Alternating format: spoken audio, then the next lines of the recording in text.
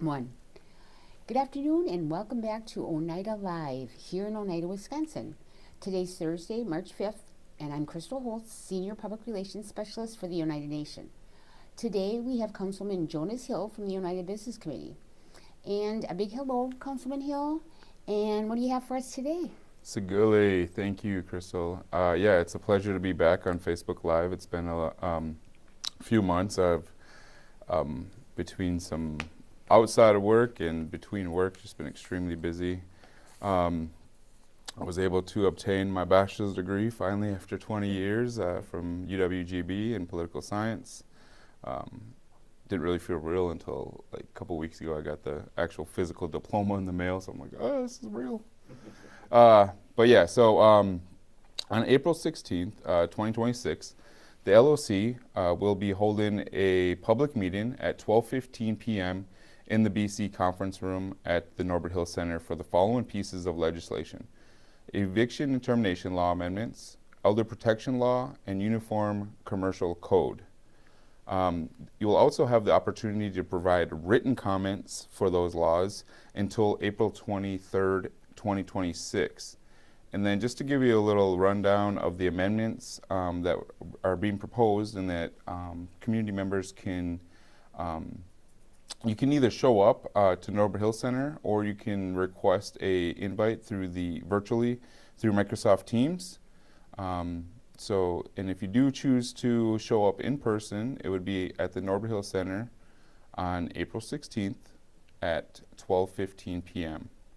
And if you would like to receive the virtual option, that would be in contact with the LOC at oneidanation.org is the email if you wish to attend virtually.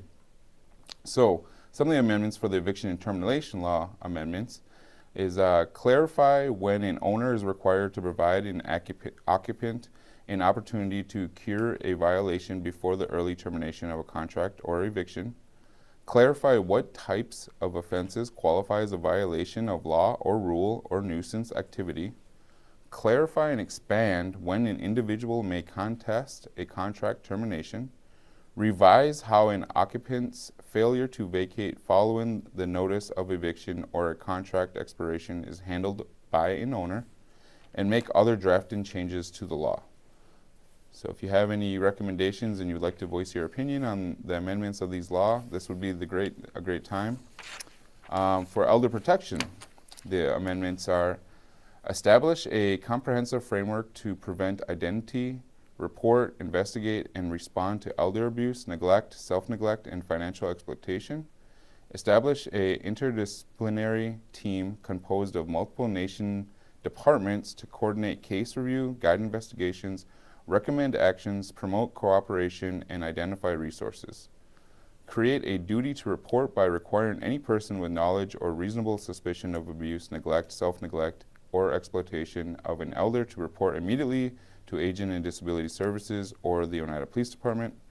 Protect confidentiality and records, departmental report forms, and investigate records are confidential and may only be disclosed under limited circumstances, such as to the elder, suspect, service providers, law enforcement, auditors, and through court order. Create a broad class of mandated reporters, including family, caretakers, elected officials, employees, healthcare workers, mental health professionals, social workers, law enforcement, judicial staff, and fiduciaries. Establish civil penalties. A mandated reporter who fails to report may be fined up to $2,000. Anyone who knowingly files a false report may be fined up to $2,000. Anyone who interferes with an investigation or retaliates against a reporter may be fined up to $2,000 per occurrence. Provide investigation procedures requirements, including that they must begin properly and include required steps such as visiting the elder's residence, observing the elder, conducting interviews, reviewing healthcare and financial records, interviewing guardian caregivers, requesting law enforcement assistance, and offering and arranging needed services. And this law is quite unique to me because when I was elected in 2023, this law was brand new. It was just introduced at the beginning of that year. So to be able to work through the process as becoming a new BC member and see on the LOC, which is Legislative Operating Committee, and being able to see that whole process. This is one of those laws where it was introduced, and we've had numerous work meetings on it to get it to where it's at now, and to be able to through the LPA, the Legislative Procedures Act, the process for public meetings is kind of towards the end of that process. So after we go through this public meeting, the law will go into another work session, and we'll go through every comment that any commenter makes on these amendments. And once it gets solidified from there, if there needs to be amendments changed or changes, we make those there, and then we have another meeting, and then it gets sent to the Business Committee for formal approval and becomes law. So to be able to see that whole process as a LOC member and a VC member is quite unique, and it's often a question that we receive of how the LPA process works, and I appreciate that law because it's helped me to understand the LPA process more inclusive, and give me great experience for the LOC. And then the last law is the Uniform Commercial Code, and this amendments are establish a complete unified commercial code governing security interests, collateral, and commercial transactions within the nation, creating legal clarity and predictability for all parties. Ground commercial law in good mind principles, embedding cultural values directly into the nation's economic governance framework. Define Oneida jurisdiction over commercial parties through residence, business, location, tribal membership, or chartering, strengthening tribal legal authority. Create clear rules for creating, attaching, and enforcing security interests essential for lenders and investors to transact with confidence. Provide multiple perfection methods, allowing flexible modern financial arrangements. Create priority rules that determine whose claim on collateral prevails in disputes or bankruptcy-like scenarios. Support interjurisdictional business activity by recognizing perfection under other jurisdictions and creating transition rules for collateral moving into Oneida jurisdiction. Protect against predatory contract terms, invalidating commercially harmful restrictions that block assignment or collateralization. Set structured lawful processes for reposition, allowing possession only with debitor consent or judicial process, and forbidding breach of the peace. Provide remedies for improper conduct by lenders, including damages, statutory penalties, and court orders restraining non-compliant enforcement. And again, if you have any recommendations or if you have any statements that you would like to make on those amendments, the time to do so would be April 16th at the public meeting, and that's in the BC conference room here at the Norbert Hill Center at 12:15 p.m. A little bit of update. So that's the legislative update, and I hope like to encourage community tribal members to participate in the legislative process that the LOC has in place through the LPA, and we encourage everyone to participate either in person or virtually. A little update from my office. Recently attended the National Congress of American Indians Executive Council winter session. I was busy 4 days in DC. It was in February. Attended the session, and it was in Washington DC at a conference center. I think it's a Washington DC Conference Center. But the meeting represents an opportunity for tribal delegates to hear from members of Congress and the administration, furthering the government-to-government relationship between tribal nations and the federal government. As a part of some strategies that we have on the nation's front of leading in Indian country, and one of those strategies is the illegal gambling, and with the sports wagering contracts. I was, prior to being elected to the business committee, I was elected to the gaming commission, and I have 12 years of gaming experience. Well, 7 of that's firsthand experience. So I have a great perspective of the operational side, but also the regulatory side. And something that those sports wagering contracts are not being held to is that accountability of regulatory standards that the tribes are being held to. And what essentially is there is some verbiage that these contracts are able to perform their contracts on, and they somehow are operating with no regulatory authority over them, oversight on them. So I was able to meet with the ASA, the Assistant Secretary of Indian Affairs. I think we have a picture of that. His name is Billy Kirkland. Great individual, appointed to the ASA position. Had a good conversation, giving them kind of the insight of what happens at Oneida Nation and what how our government-to-government relationship works, and he's pleased and uses Oneida a lot as examples for Indian country, and always receives a lot of great compliments about Oneida Nation. And the picture too, we went and, so when you go into the Department of Interior and you go onto the ASA floor, there's like, if you can imagine, there's 575 federally recognized tribes. I'm not sure how many flags they have there, but they probably have about 80% of the tribes there. And you just go down all these lines of flags and try to find your flag. And so we found our flag. I know right where it is directly. It's right across from the Tribal Leaders Lounge. But so we took a picture by the flag and after our conversation, and as you can see it there. Also was able to meet with some senators. I have a picture with Senator Schatz and Senator Lujan. Senator Lujan is a great individual senator from New Mexico, and he employs a lot of Native Americans in his office and kind of gets them into the political atmosphere in D.C.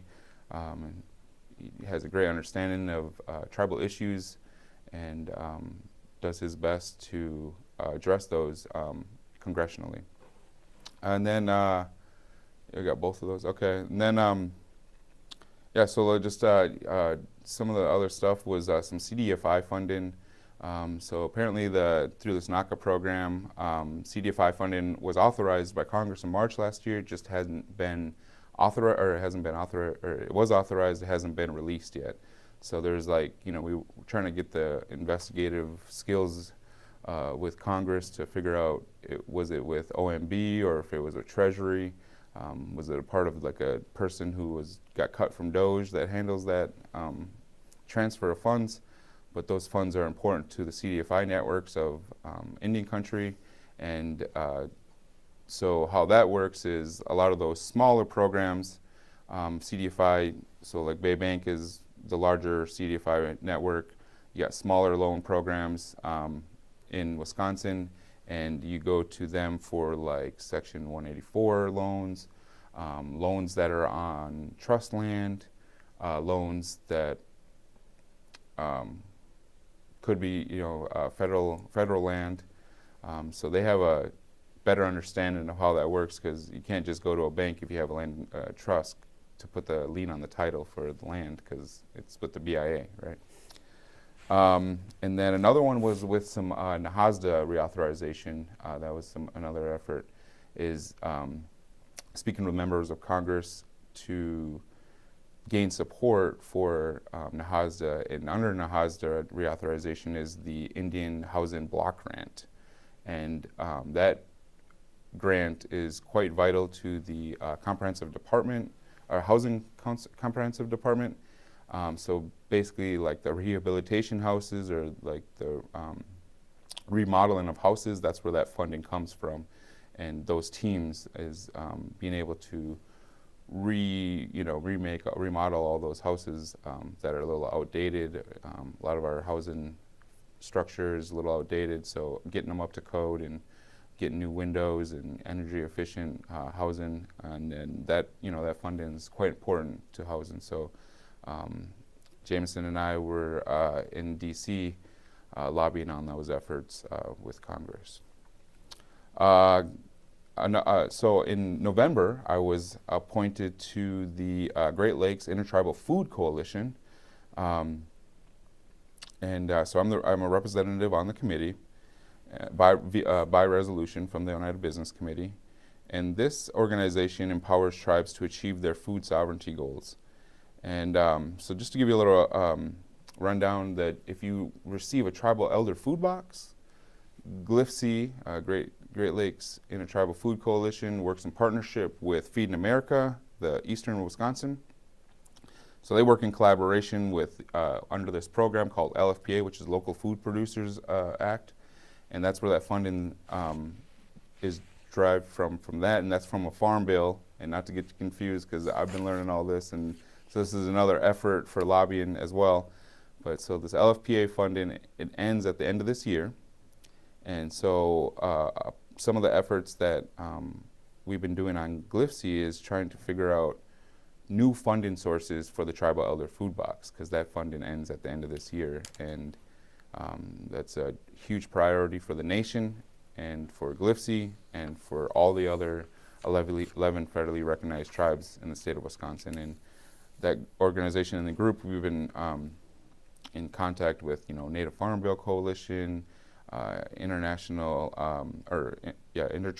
Agricultural Council, and just figuring out so in Congress, there's this Farm Bill 2.0, I guess you can say, supposed to be bigger and better. But under the Farm Bill 2.0, there's approximately like 12 acts or 12 bills that drives funding for these kind of programs. So it's the LFFCA, which is the Local Farmers Feeding Our Communities Act. And under that will be the new LFPA verbiage.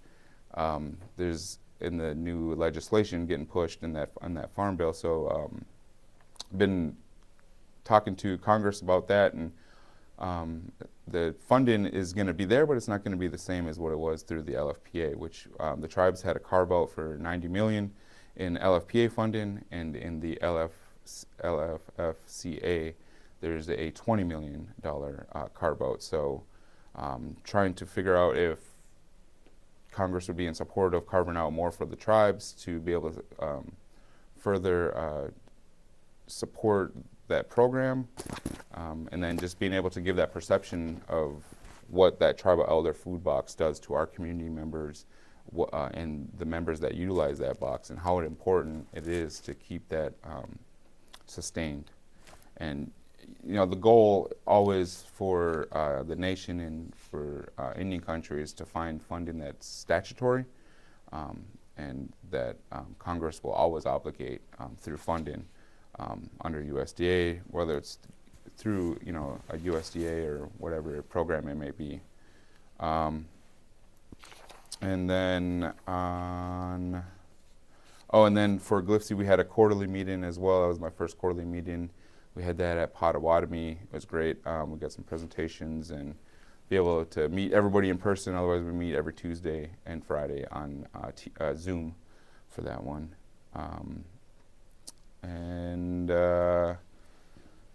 And then finally, I would just like to say congratulations to the Oneida Nation high school boys basketball team.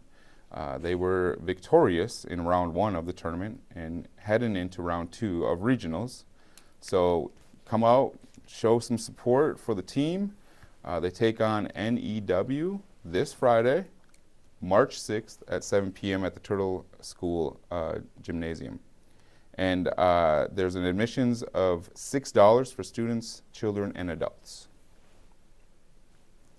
And that is all I have. If there's any questions, Yeah, actually, I'd like to entertain those. Councilman Hill, we did have a question in regard to the elder protection law. Are all of the guidelines of the Constitution followed when these laws are created? It's a great question. So to give you a comprehensive view of how this works is, so there's a problem or an issue or something that needs to be governed, right, that gets proposed to the LOC. LOC, so this is a new law as well.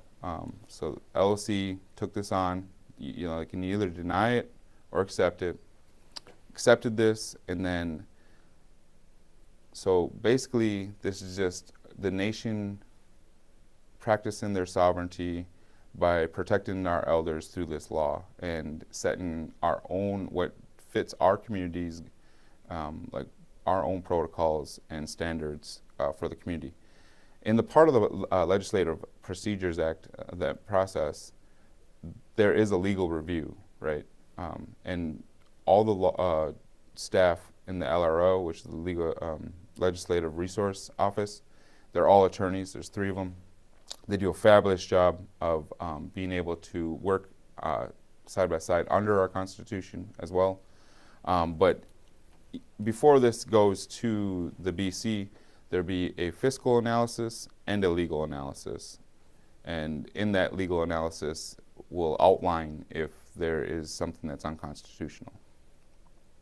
Perfect, perfect. And then before I get into the updates, I'd like to do a big shout out to Missouri and Indiana. We've got people watching from those states, so hello. And then I just have a few updates. Holy Apostles is having their weekly Lenten fish fry tomorrow from 3 to 6, or until it's gone. You can dine in, take out. It includes the fish, coleslaw, potato, bread, along with a beverage and dessert for $15. So And to add to that, just a special shout out for the March 20th one. We will be, my family and I will be hosting the March 20th fish fry at the church. So please be sure, if you can't make it to this one, come to the March 20th one. Absolutely. And then everyone's encouraged to attend the budget session at the Oneida Casino Hotel on Monday, March 9th in the Tuscarora Room at 5 p.m. And thank you today for joining us at Oneida Live, and come back on Tuesday when our guest will be Vanessa Miller from the Land, Environment, and Agricultural area. Again, thanks and have an awesome day. Yawʌ๊kó. Nogiwa.